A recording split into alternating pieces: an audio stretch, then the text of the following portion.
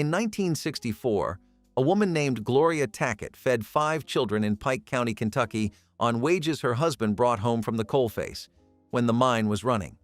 When it wasn't, she fed them on what was in the house: a bag of cornmeal, a can of lard, a jar of sorghum.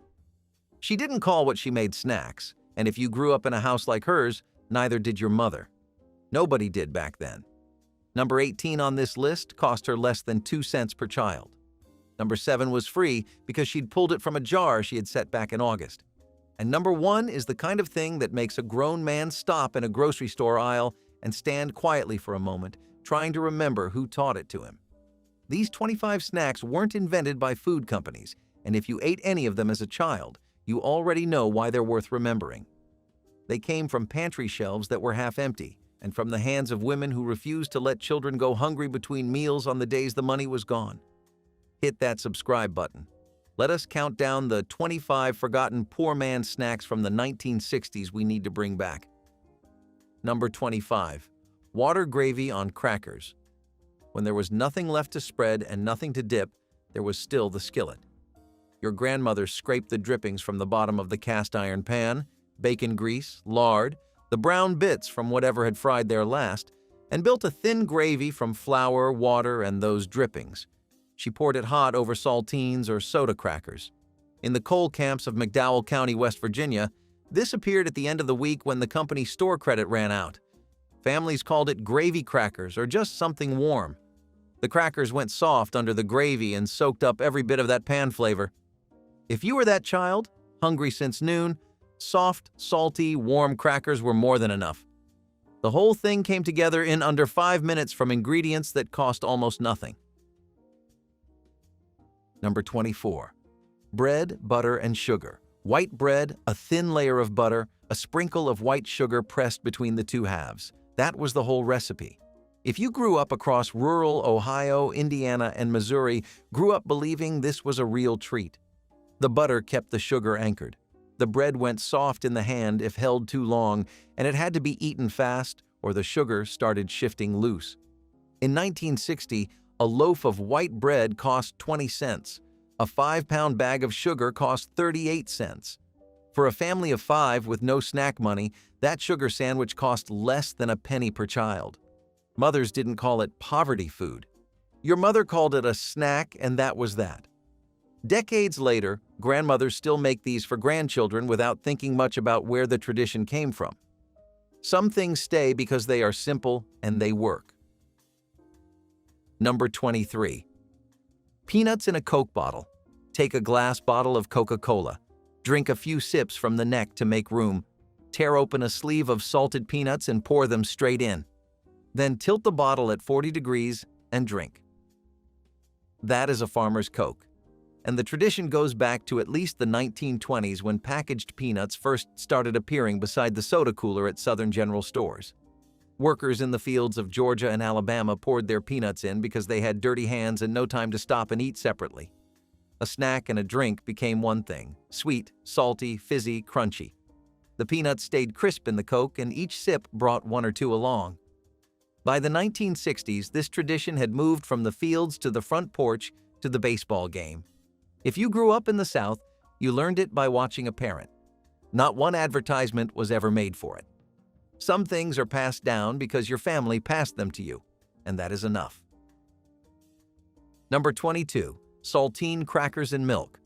A handful of saltines broken into a bowl, warm milk poured over the top, a pinch of sugar if the mother was feeling generous.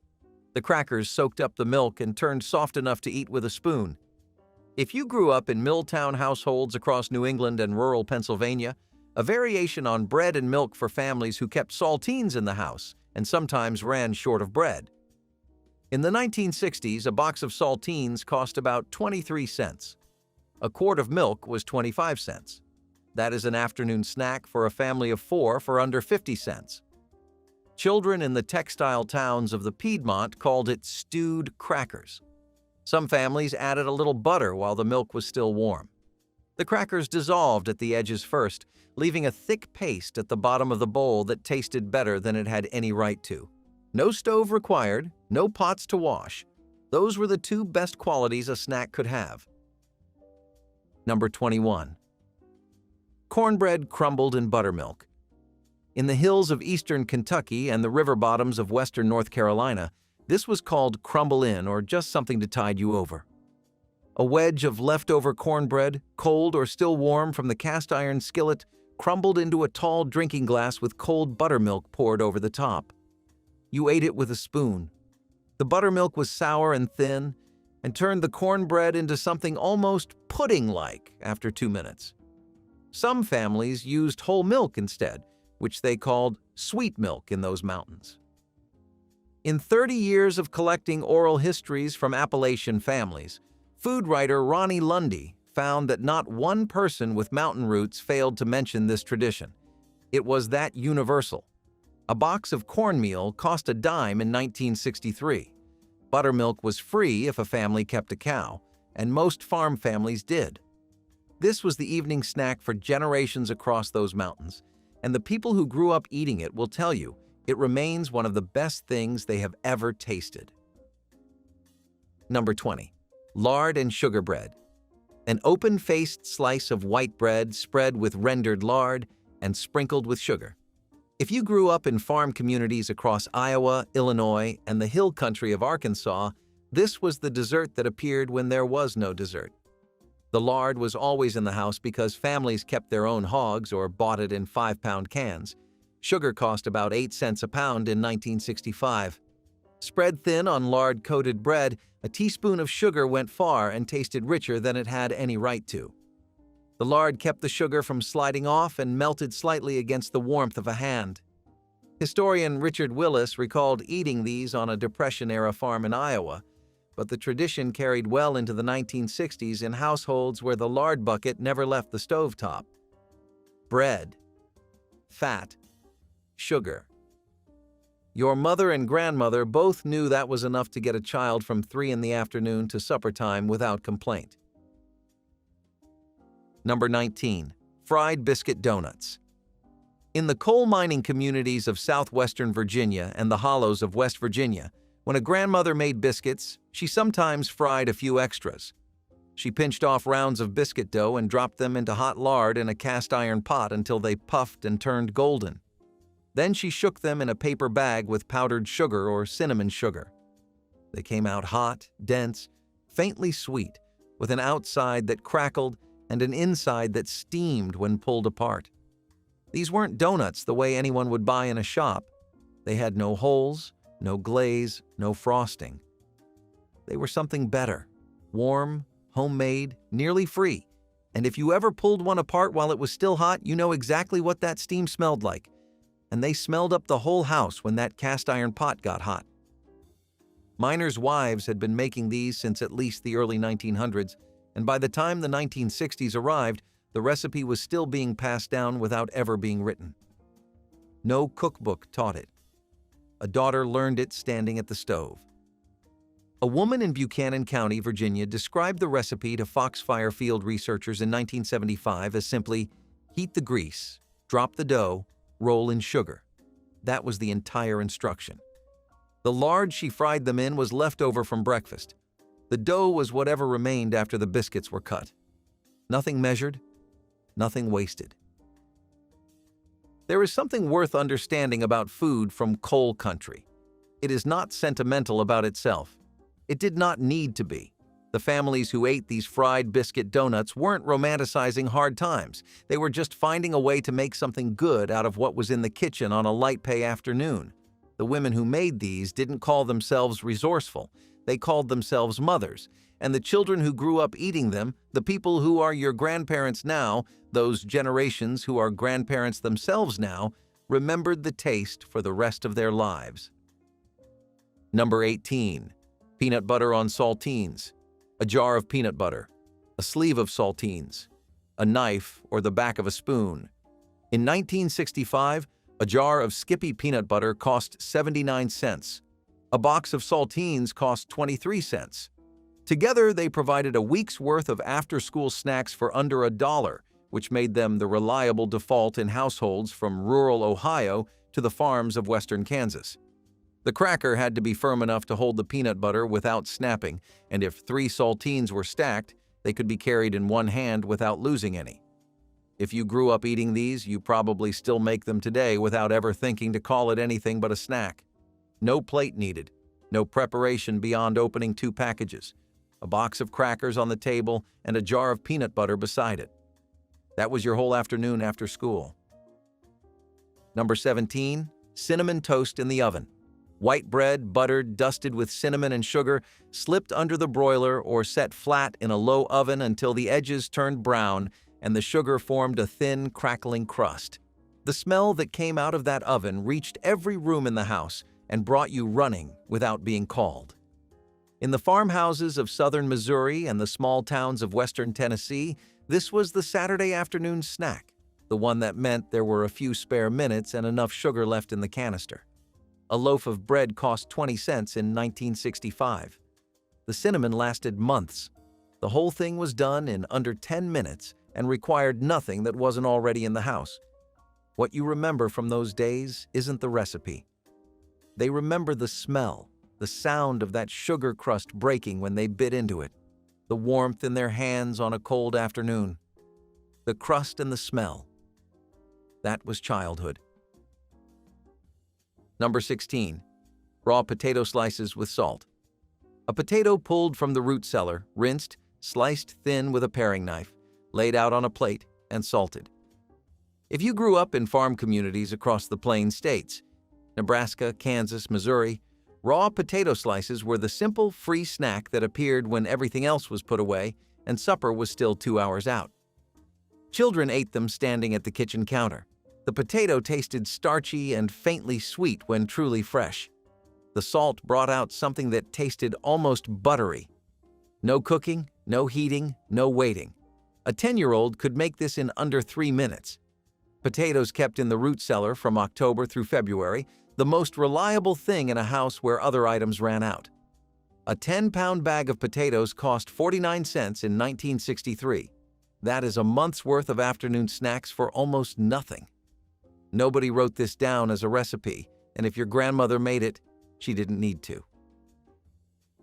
Number 15, dandelion greens with vinegar and bacon grease. In April and May, the front yards of rural families across Appalachia became a free food source.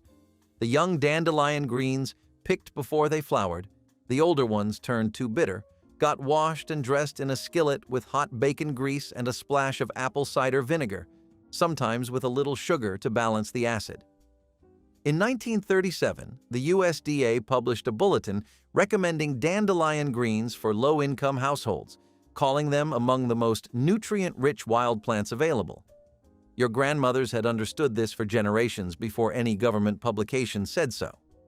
A woman in Mingo County, West Virginia, described going out to pick greens with her mother in the 1940s and continuing the tradition into the 1960s, not because times were hard, but because that was what spring tasted like, free and in season and better than most things your family could have bought. Number 14, molasses on biscuits. A biscuit split in half, a pour of sorghum molasses into the open face of the bread, folded and eaten over the sink because it dripped. In the southern mountains, sorghum was sometimes called the poor people's sweetener, and that was accurate. A family in Harlan County, Kentucky could produce their own sorghum from a small plot of cane, and a quart jar of thick, dark syrup was worth more than most store-bought sweets. The molasses soaked into the soft biscuit quickly and had to be eaten fast before it ran. If you grew up in those mountains, you ate these before school and again when you came home in the afternoon. The biscuit cost almost nothing if a family used their own flour and lard. The sorghum was often bartered, grown locally, or carried from the general store for about 15 cents a quart in 1963.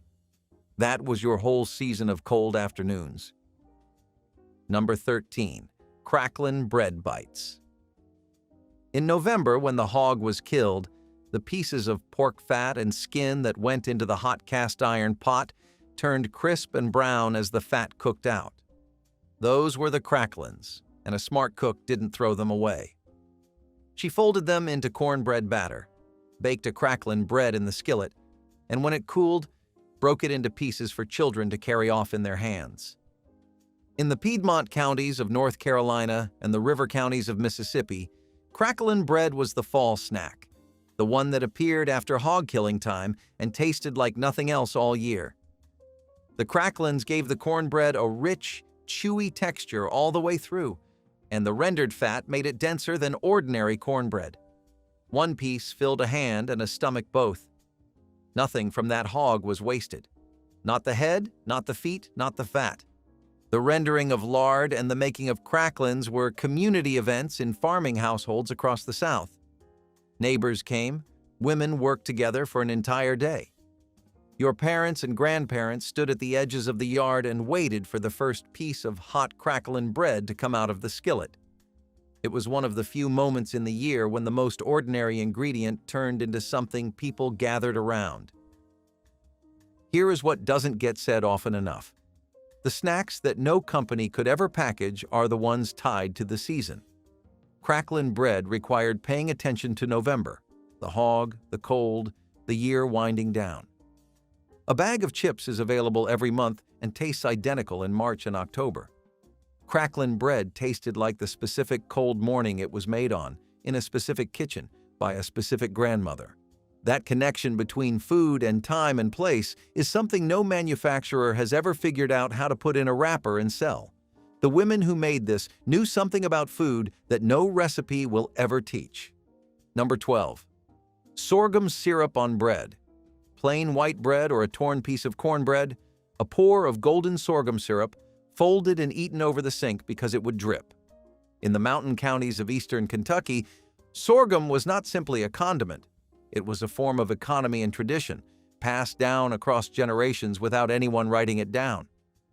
Kentucky led the nation in sorghum production well into the 1960s. A quart jar of good sorghum cost 15 cents or less if traded with a neighbor. The syrup was lighter and less bitter than blackstrap molasses, with a warm, grassy sweetness that tasted like late summer. Spread thin on bread, it stretched through a long afternoon for almost no cost. If you grew up eating this, you remember its exact color, amber at the edges, darker toward the center of the jar, and the specific weight of the pour. Decades later, maybe you still keep a jar on the shelf, not because they need it, but because it means something to have it there. Number 11. Kool-Aid powder eaten dry. Tear the corner off the packet. Pour a little of the colored powder into the palm. Lick it. This was not something any mother suggested. It was a child's invention, discovered when the water ran out or the weather was too cold to mix a pitcher or there was simply no patience for waiting. Children across the rural Midwest and the suburban South did this with Kool-Aid throughout the 1960s. A single packet cost a nickel, 5 cents for a full afternoon of tongue-staining, eye-watering, intensely sour and sweet powder eaten straight from the paper, mixed with a little sugar from the other palm if prepared, eaten plain if not. Cherry was the most popular. Grape was the most intense. The whole ritual turned lips red or purple or green depending on the flavor. Not one adult in your life would have endorsed this snack. That was exactly why children loved it. It was entirely theirs. Number 10. Apple slices with salt. A late summer and fall tradition in farm communities from the Ozarks to the Blue Ridge. An apple from the yard or the cellar, peeled, sliced thin, laid on a plate with a small dish of salt on the side. Each slice got dipped, and the salt drew out the apple's juice and sharpened its sweetness in a way that tasted almost savory. In the Piedmont communities of western North Carolina, families sat on the porch in September and passed around salted apple slices while the afternoon cooled.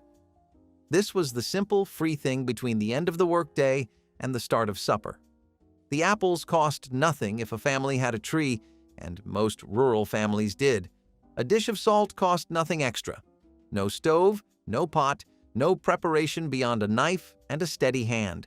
That was the whole snack, and if you try it today, it still works. Number 9. Deviled egg on a cracker. A hard-boiled egg, halved, the yolk mixed with a spoonful of mustard and a little vinegar, a shake of paprika on top if there was any in the cabinet. Set on a saltine and carry it in one hand. In church basements from Georgia to Ohio, the deviled egg appeared at every covered dish dinner and potluck going back to the used-to days of the 1940s and beyond. At home during the week, it was a simple way to use an egg that needed to be eaten. A dozen eggs cost about 57 cents in 1960, and families with chickens paid nothing. A woman in Rabun County, Georgia, put deviled eggs on crackers for her children every Thursday, the day before she checked the hen house, which made it a weekly tradition. Nobody called it an hors d'oeuvre. It was just a deviled egg on a cracker, and it was genuinely better than most things that cost more. Number 8. Bread and canned peaches. A slice of soft white bread, a spoonful of canned peaches, a little of the heavy syrup poured over the top. Some families pressed the bread around the peach slice and ate it open-faced. Some used the bread to scoop the peach from the bowl. If your family kept pantry shelves stocked with home-canned peaches from summer, this was the fall and winter snack that came directly from the cellar shelf. A man in southern Illinois recalled that his father ate canned peaches and bread as his daily after-supper snack for 40 years running. Del Monte canned peaches sold for 25 cents a can in 1965. Home canned were free. Either way, the peach syrup soaked into the bread and turned it into something sweet and soft that simple bread alone was not. Children drank the leftover syrup from the bottom of the bowl when the bread was gone. If you grew up eating this, you know the syrup was always the point. Number 7. Pickle brine as a drink. The pickle jar is empty except for the brine, the cold, salty, vinegary liquid at the bottom. In households across Appalachia and the rural South, that brine was not thrown away. It was poured into a glass and drunk. Children were given small cups of it in summer because the salt helped in the heat. In the cotton communities of the Mississippi Delta and the tobacco fields of eastern North Carolina, farm workers drank pickle brine during the harvest because it helped with cramping from long hours in the sun. This is not folk medicine invented by those families. A 2010 study found that pickle brine stopped muscle cramps faster than plain water. What your grandparents understood without any research study has since been confirmed. But children didn't drink it for any of those reasons. They drank it because it tasted sharp and cold and strange in a way that felt like a reward. A woman who grew up in Macon County, Tennessee in the 1960s described drinking pickle brine from a jelly glass as one of her first memories of feeling grown up because her mother let her pour it herself from the big jar on the refrigerator shelf. The jar was always there. The brine was always free. It cost nothing extra and lasted until the jar was finally washed out. The pickles in that jar were often home-canned in August from garden cucumbers, put up with dill and garlic and vinegar and salt. A family that canned 40 jars of pickles in summer had 40 jars of brine to work through across the winter. That is the same principle that kept cracklins and apple butter and dried beans on the shelf. Nothing useful was thrown away. Pickle brine was useful. Pickle brine was free. And if your grandmother kept a jar, she knew exactly what she was doing. Pickle brine tasted like the best kind of cold on a hot afternoon. That is still true today, and it always will be. Number 6. Pork rinds from the skillet. The pork skin was saved when the lard was rendered, scored, dried, then dropped into a pan of hot fat until it bubbled and puffed and turned into something light and crisp that shattered when bitten. In the Carolinas and Georgia, these were called cracklins. In Tennessee and Kentucky, some families called them pork skins. Eaten hot from the pan with a little salt shaken over the top, they were one of the best free things that came out of a November hog killing. In Greene County, Tennessee, women made these on the stovetop every Saturday in the 1960s, while children finished chores. The whole batch cost nothing because the skin came from rendering lard. What eventually appeared in commercial bags on convenience store shelves was a distant cousin of the real thing. The real thing came from a skillet in your grandmother's kitchen that smelled like wood smoke and hot fat on a Saturday afternoon, and there isn't a bag in any store that gets that right. Number 5. Popcorn with bacon grease. Corn popped in a skillet with a spoonful of bacon grease instead of butter. In 1965, a pound of popcorn kernels cost about 29 cents. The bacon grease was free because it was saved in a can by the stove, the way it had been done in those households for generations. The bacon grease gave the popcorn a savory, smoky richness that butter simply could not match. In the farm communities of southern Indiana and the small towns of western Kentucky, popcorn night was Friday, the reliable end-of-week snack that required nothing from the store. The grease was there, the kernels were there. If you grew up in that house, you knew the sound of those kernels hitting the lid of the cast-iron pot. That sound meant Friday, and that smell meant your week was finally over. Number 4. Cold biscuits with apple butter. A biscuit left over from breakfast, cold and dense by afternoon, split open and spread with a spoonful of apple butter. Apple butter was the fall preserve in Appalachian households from Pennsylvania down to northern Alabama, made in October in a copper kettle over an outdoor fire, stirred for hours until the apple pulp turned dark and thick and sweet with cinnamon. Your neighbor's apple butter cost 10 to 15 cents a pint in the early 1960s. A homemade jar cost nothing but a day's work. Spread thick on a cold biscuit, apple butter tasted like dessert, built entirely from what was already in the house. The biscuit from this morning, the jar from last October. That combination was the whole tradition of these households. Use what was made, preserve what was grown, and turn yesterday's bread into today's pleasure. Number 3. Tomato slices on salted bread. In August, when the garden was running over, a ripe tomato sliced thin and laid on white bread, salted and peppered, sometimes with a little mayonnaise if there was any in the house. If you grew up in rural homes across the South, this was your summer snack from Virginia to Texas. The tomato had to be warm from the garden. That mattered. A cold tomato from the refrigerator was a different thing altogether from a tomato still holding the heat of the sun. The juice ran directly onto the white bread when sliced over it, softening the bread in a way that made the whole combination go rich and sweet together. The tomatoes were free from the garden. The bread cost 20 cents. The salt was already on the table. The whole thing was done in 2 minutes and tasted like the specific week of your childhood when the garden came in all at once. Warm and sweet and running over. Number 2. Salted dried beans eaten out of hand, a handful of dried pinto beans shaken from the jar on the shelf, then salted. That was the whole thing. In eastern Kentucky and western Virginia, dried pintos were kept not just for cooking but for snacking, the same way someone might reach for peanuts or seeds, and the tradition was more common than most people outside those communities ever knew. The beans were hard and faintly earthy, slightly sweet if the batch came from last year's garden. The salt changed everything and made the bean taste meatier than its raw state suggested. Children going out to play, maybe you were one of them, grabbed a handful from the jar, the same natural way city children reached for a cookie. A 2-pound bag of dried pinto beans cost about 25 cents in 1965, and that jar lasted for weeks. This was not a recipe. Hard, salty, simple. If the jar was on your shelf, it cost nothing extra. Number 1. Fried bologna eaten cold. If you grew up in the right house, you know exactly how this goes. Slice the bologna thick, score the edges so it doesn't curl too badly in the pan. Fry it in a dry skillet until the outside blisters and the edges turn brown and crisp. Then let it cool on wax paper and eat it cold later in the afternoon, by itself, maybe with a slice of bread, maybe with nothing at all. In Pittsburgh, fried bologna was called jumbo.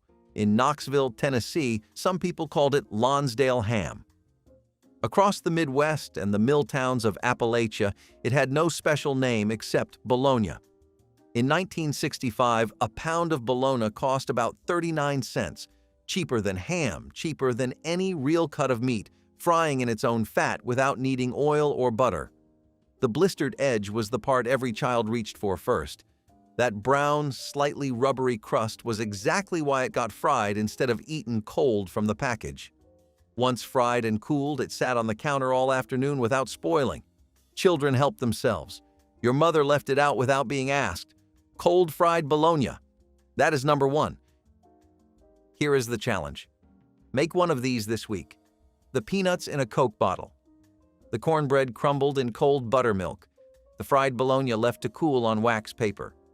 Make one of them and sit down at the table to eat it. Your table, not the couch. Set a place. Eat slowly.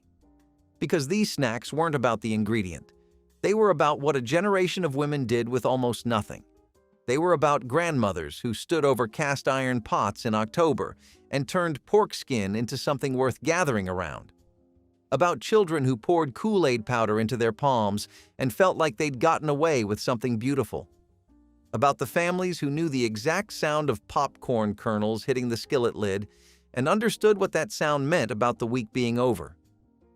Tell me in the comments which one your family made, which one you still think about. I want to know if the cornbread and buttermilk gets more love than the peanuts in the Coke.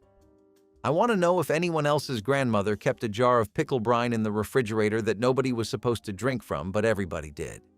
Because these are not just old recipes. They are proof that the simplest food, made from almost nothing by people who couldn't afford to waste a single thing, is still the food that stays with you the longest.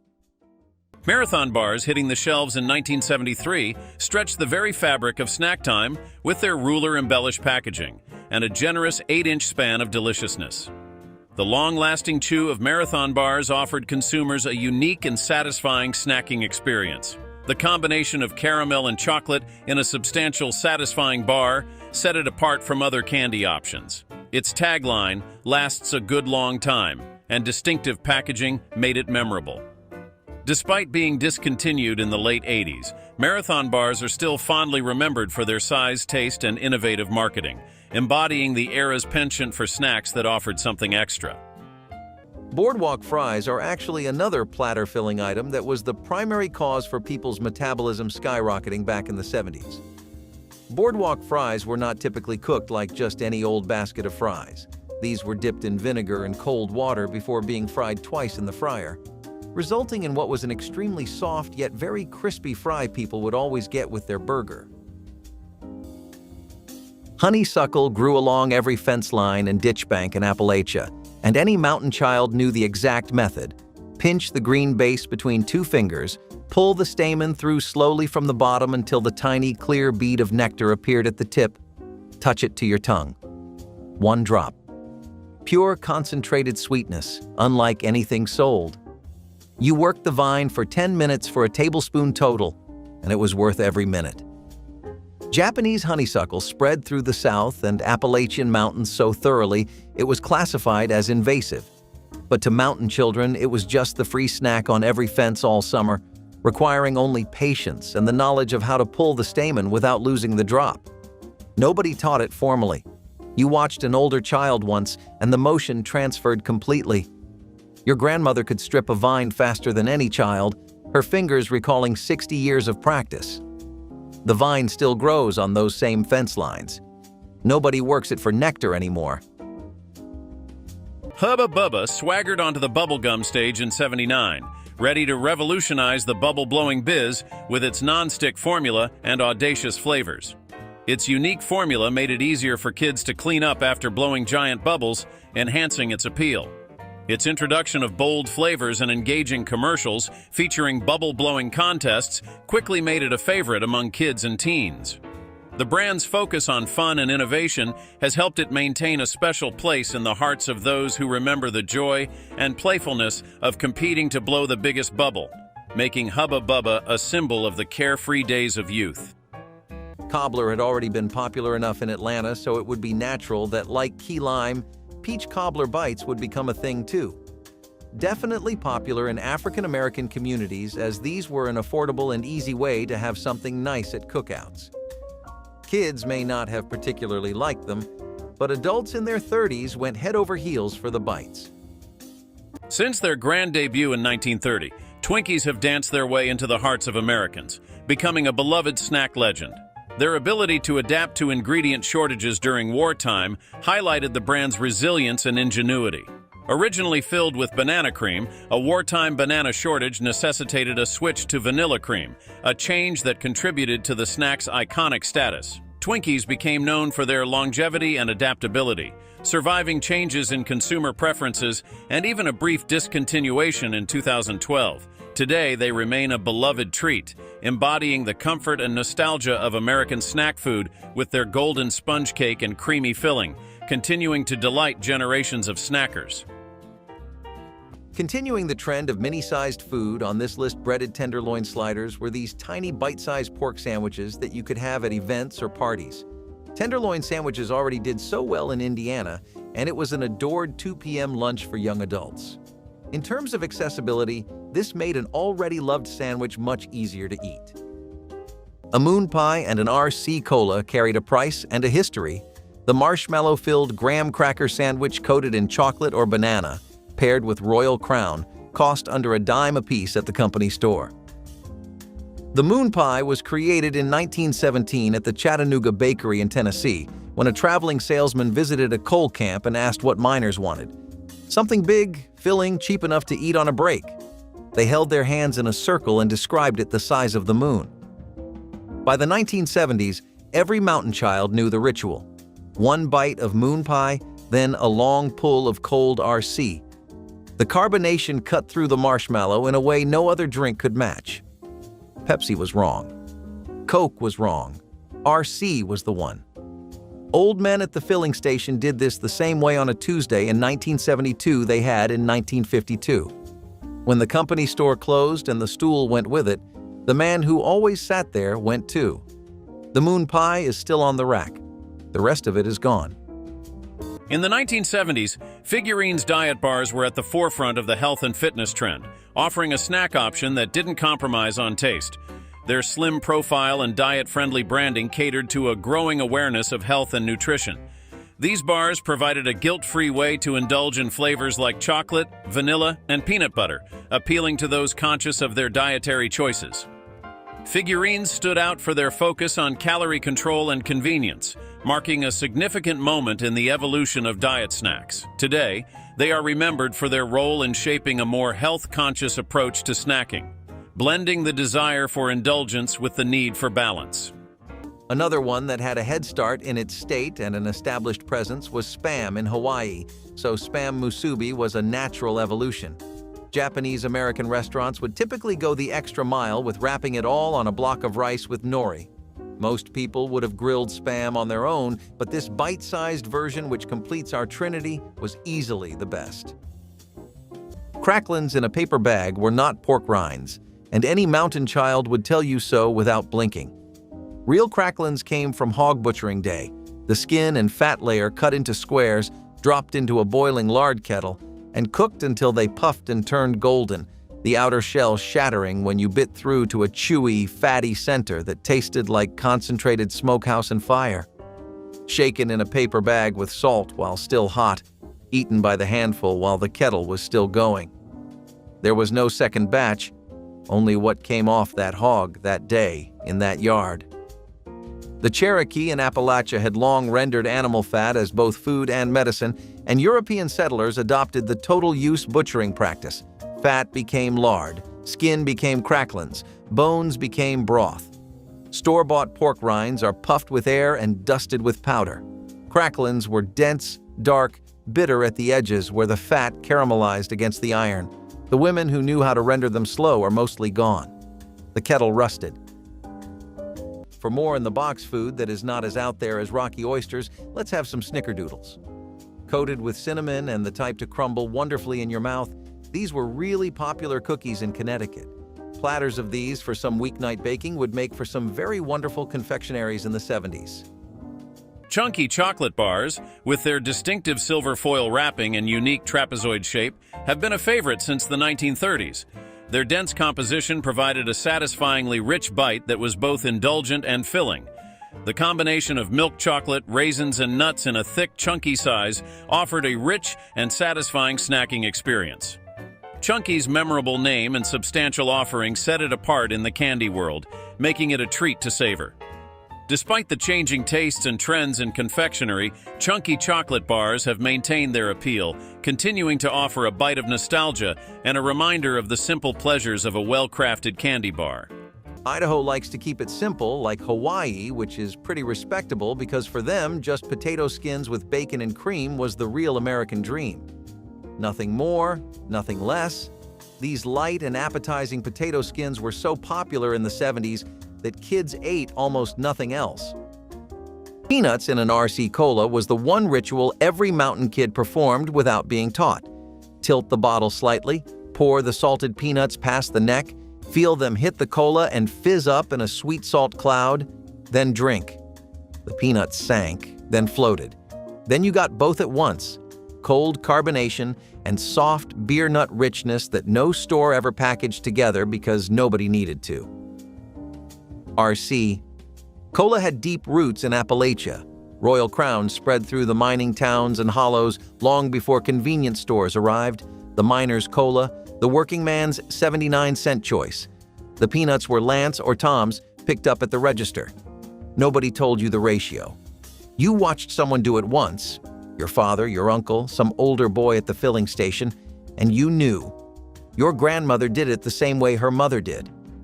When she stopped being there to do it, nobody reached for those peanuts the same way anymore.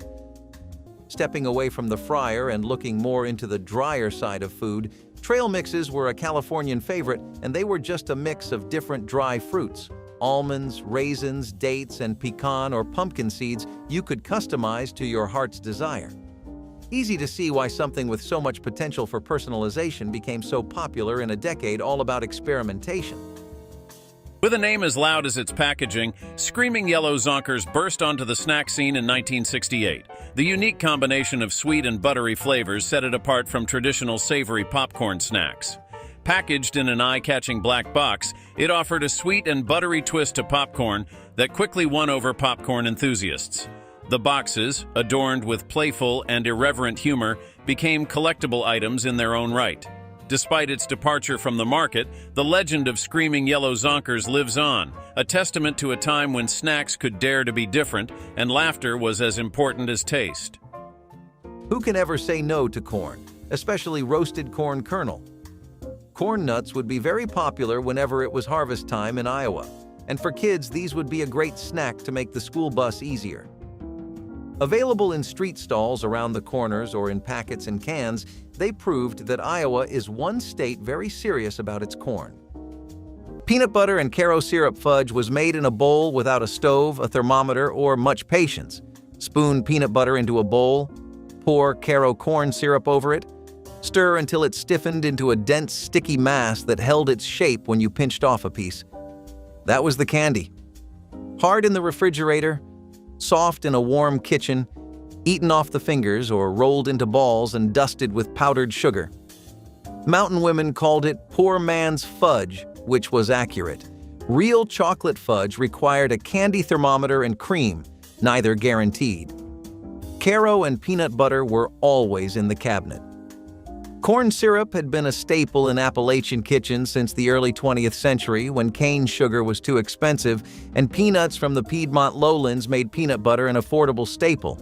Two cheap ingredients, one snack better than anything fancy. The women who made it never measured. You could not get it right if you measured. Beechnut fruit stripe gum dazzled the 1960s with its rainbow of flavors and whimsical tattoos, making each stick an adventure in taste and temporary art. The vibrant colors of the gum strips matched their fruity flavors, making each piece a visual and taste sensation. The inclusion of temporary tattoos in each pack added to its appeal, offering more than just a chewing experience. Despite its flavors being short-lived, Fruit Stripe Gum's vibrant packaging and the fun of the temporary tattoos have left a lasting impression on those who grew up with it, evoking fond memories of a simpler time when even a stick of gum could bring a burst of joy and color to a child's day. Deep frying things and vegetables would not stop at just that, because in Arkansas, fried pickles were the new mood of the week in the 70s. Just plain dill pickles that would be battered. Then deep fried, you could get baskets of these in food streets or in family gatherings as a side dish. Kind of something that hit its peak back in those ages, but it was pretty delicious. But years before any hillbilly snack came wrapped in cellophane, your grandmother was already in the garden eating tomatoes off the vine with a pocket knife and a salt shaker from her apron pocket. Sun-warmed tomatoes halved over the palm, salted directly on the red flesh. No kitchen, no dishes. The salt drew out the juice immediately. You ate fast, standing between the rows, the warm liquid running down your wrist. Appalachian families grew open-pollinated varieties passed from neighbor to neighbor for generations. Softer, thinner-skinned, more acidic than anything bred for shipping. The tomato bled when you cut it. The salt shaker was always in her apron. When she stopped going to the garden herself, nobody thought to put one in their pocket before walking out there. Arizona would eventually borrow from Tex-Mex cuisine when chimichangas started becoming a regular sight at almost any Latin American restaurant. Fusion joints or roadside stalls, everyone would be selling some kind of chimichanga, which is a deep-fried burrito. Filled with green veggies and sauces, 6 out of 10 people in the street would pick one up on their way to work in the 70s. Freaky's cereal leapt onto the breakfast scene in 1972, bringing a motley crew of characters and a bounty of toys that transformed bowls into playgrounds. The playful packaging and marketing of Freaky's cereal appealed to children's imaginations, making breakfast more than just a meal. The inclusion of collectible toys in each box turned breakfast into an exciting adventure, making Freaky's more than just a cereal.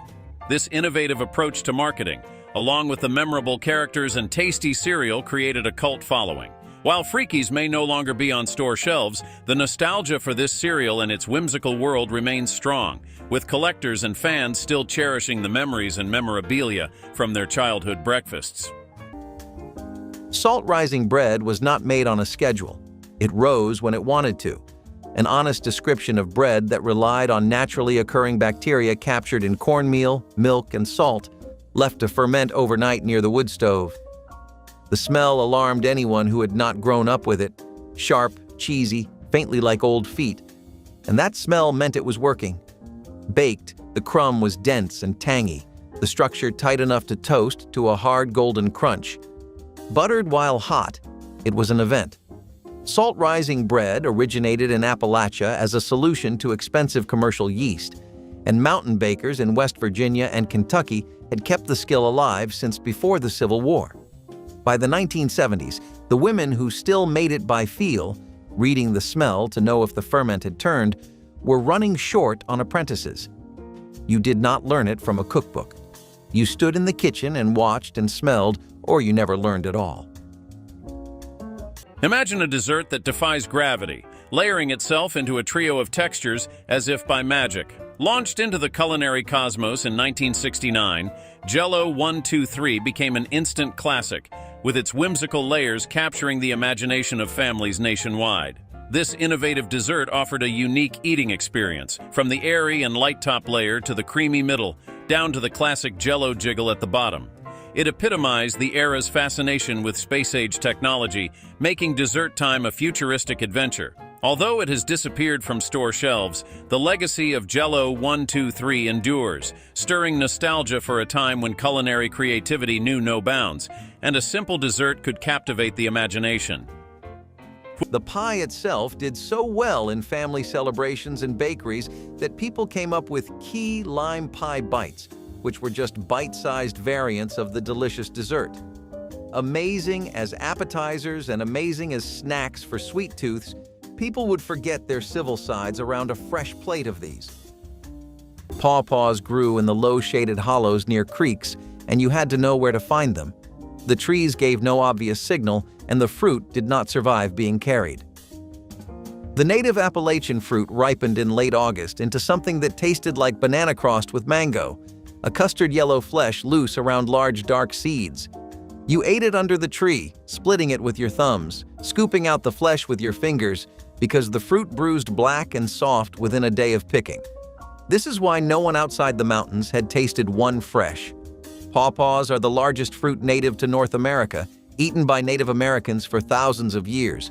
Lewis and Clark relied on them for food in 1806. Appalachian families guarded their groves with silence and quiet misdirection. Your grandfather knew where 3 groves were. He showed your father one. He showed you the same one. The other 2 locations went with him when he went. Since the swinging 60s, Hostess fruit pies have been pocket-sized parcels of joy, bursting with fruity goodness. Their handheld design made them a convenient option for on-the-go snacking without sacrificing flavor.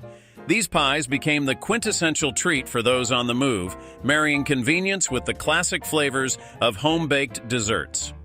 The addition of comic book advertisements further cemented their place in popular culture, making them a nostalgic treat for many. Despite changes in the snack food landscape, Hostess fruit pies remain popular, continuing to offer a sweet slice of nostalgia.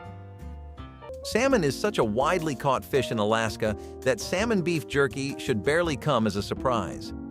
Eggs, salmon beef jerky with a side of toast, was a cheap and common breakfast in diners and pubs in the state in the 70s. People would often have slices of beef jerky and use it in other dishes too, like casseroles or meatloafs. Fried apple hand pies were made from the apples that could not be stored, the soft spot ones, the early fallers, the ones that would not survive winter in the root cellar. Cooked down with sugar and cinnamon, folded into lard-based dough, crimped with a fork, and fried in a cast-iron skillet until both sides turned golden and the filling set hard enough to hold when you bit through. Small enough for one hand, solid enough to last all day in a coat pocket. Mountain families often used dried apples, hung from the rafters through fall, when fresh ones ran out, and the dried version made a sweeter, more concentrated filling. By the 1970s, the younger generation was reaching for Little Debbie pies at the gas station instead. The gas station pie was uniform. Same weight, same sweetness every time. The fried hand pie was different every time depending on who made the dough and how hot the lard ran, which is to say, nobody has gotten it exactly right since the woman who made it stopped making it. If you're from Colorado and a baseball fan, you might remember Rocky Mountain oysters, which are a lot more questionable than they sound. Essentially, these are the testicles of bulls, which have been skinned, coated in flour and batter, and deep fried. As an appetizer, they were common at baseball games in the state, but it was a relatively local favorite that did not see much love in other places even in the 70s. During the disco decade of the 1970s, space food sticks took off like a rocket, igniting dreams of interstellar travel with every bite. They bridged the gap between the fantasy of space exploration and everyday snacking, making them a product of their time. These nutritious, portable snacks were designed for astronauts, offering Earthbound consumers the chance to experience a taste of space adventure.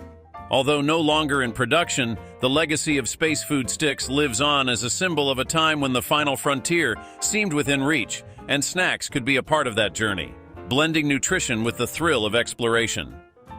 Marshmallow fluff and sweet milk chocolate made moon pies a snack that people in Alabama just could not let go.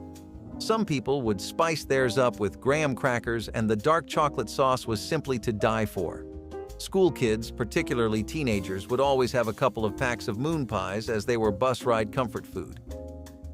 Ice cube chocolates, known for their smooth texture and unique cooling sensation, have been a luxurious treat since the 1930s. Their small, cube-like shape made them perfect for savoring slowly, enhancing the cooling effect.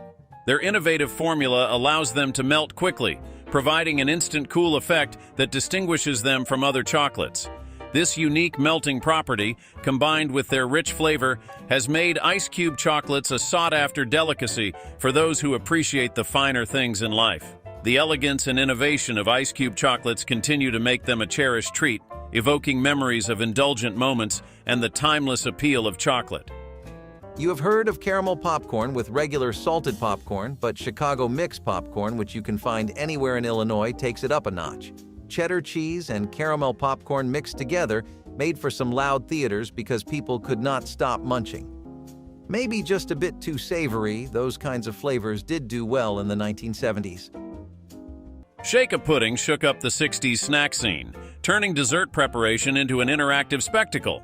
Its DIY approach to dessert tapped into the growing do-it-yourself culture of the time, making it a fun family activity. This easy-to-make dessert offered families a fun and interactive way to prepare a snack, combining the simplicity of shaking with the satisfaction of creating something delicious. The novelty of Shake-a-Pudding, along with its reflection of space-age optimism, made it a memorable part of the culinary landscape. Its disappearance from the market has not diminished the fond memories of those who enjoyed the unique experience of making their own pudding, showcasing the lasting impact of innovative snack solutions. You have heard of moon pies. Now get ready for whoopie pies, which are similar to Spam musubi in concept, actually. Maine would love the cream filling in the center sandwiched between two fluffy cookies that resembled mini chocolate cakes. Perfect for when you needed a hit to the brain to get it working or just felt like indulging in some gluttony. Watermelon with salt on it was the Appalachian summer ritual that every outsider thought was a mistake until they tried it. You did not sprinkle lightly. You put a real pinch directly on the red flesh, let it sit 3 seconds, then ate through that first bite where the salt had drawn the juice out and deepened the sweetness. Mountain children ate it outside on the steps because it ran, and the seed-spitting contests were taken seriously in some households. Sodium enhances sweetness perception by suppressing bitterness. That is why salted watermelon tastes more like itself than plain watermelon, but nobody explained that to the children who did it. They watched adults do it and copied the motion, the same as everything else in those kitchens. The argument about salt on watermelon still starts at reunions. The grandmother who always won it without saying a word is not there to settle it anymore. The butternut candy bar, a beloved treat from the 1950s, offered a delightful combination of creamy nougat, rich caramel, and crunchy peanuts, all coated in smooth milk chocolate. Its name evoked a sense of warmth and familiarity, further endearing it to consumers. Its distinctive blue wrapper made it easily recognizable, signaling a treat that promised quality and satisfaction. The butternut candy bar is remembered for its comforting taste and the nostalgia it evokes for a time when candy bars were a simple pleasure to be savored. Despite changes in the confectionery landscape, the memory of butternut's rich flavor and satisfying texture continues to resonate with those who remember it fondly. You might be able to sue crab chips for false advertising, because on one hand they do taste delicious, but on the other they do not have any crab in them. Maryland Old Bay seasoning, which is commonly associated with crab dishes, is what these potato chips are covered in. Whatever it is, it works, and it works too good, because these things were mouth-watering, crunchy, and just the right amount of tangy. Persimmon pudding required patience and timing. You had to wait for the first hard frost, because before the frost, the wild persimmon was astringent enough to dry your mouth out for an hour. After the frost, it turned soft and honey-like, and you pressed it through a colander to get the pulp. Mixed with sugar, eggs, buttermilk, and flour, it baked into a dense, dark pudding served cold from the windowsill. Smooth and rich, tasting of autumn and something wild underneath. Wild persimmons are native to the eastern United States. The frost ripening requirement was noted by early European explorers who ate them too soon and regretted it. Mountain families knew the rule by feel. You picked them after the black frost, not before. The woman who kept that calendar is gone. The persimmon trees still fruit every fall. Nobody times the picking right anymore. Since 1965, Quisp has been zipping across breakfast tables, its saucer-shaped cereal and quirky alien mascot capturing hearts and taste buds. The marketing of Quisp utilized a blend of humor and science fiction themes, resonating with the space race era's fascination. The engaging adventures of Quisp the Alien, brought to life through comic strips and animated commercials, made this cereal a hit. Quisp's innovative marketing and delicious taste created a lasting legacy, making it a beloved icon of pop culture and a nostalgic favorite. The cereal's ability to merge storytelling with a tasty breakfast option has ensured its place in the hearts of those who grew up during its peak popularity, making Quisp a cherished part of cereal history. From a state that loves barbecue pork ribs, has its own Kansas-style barbecue, it is no surprise that Kansas adores barbecue corn chips. Essentially just corn-flavored chips that have a gracious amount of barbecue seasoning sprinkled onto them. These were the definition of munchies. 1970. Kansas saw such a spike in popularity for these that store shelves would often be empty. Potato candy was one of the stranger Appalachian confections. Leftover mashed potatoes, cooled completely, mixed with powdered sugar until a firm dough formed, rolled thin, spread with peanut butter, rolled into a log, and sliced into pinwheels. No baking after the potatoes were cooked. The result was a dense, sweet candy with a spiral of peanut butter through the center that tasted nothing like potatoes, which was the whole point. Appalachian potato candy's origins are uncertain. Some food historians link it to German and Irish immigrant communities who brought potato-based sweets from regions where potatoes were plentiful and refined sugar scarce. The earliest versions may have been only mashed potato and powdered sugar, the peanut butter added later. By the 1970s, it showed up at church socials and school bake sales, and people who did not know what it was took one piece and went back for 3 more. It cost almost nothing to make. It tasted like it cost something. In the 70s, Gator Gum burst onto the scene, squeezing the essence of Gatorade into a zesty chew, a bold move to hydrate in gum form. Its packaging echoed the bright, energetic colors of Gatorade, suggesting vitality and refreshment. Its intense citrus flavor aimed to quench thirst, offering a novel snacking experience tied to hydration and sports. This unique positioning captured the imagination of consumers, especially those active in sports or seeking a refreshing twist on traditional gum.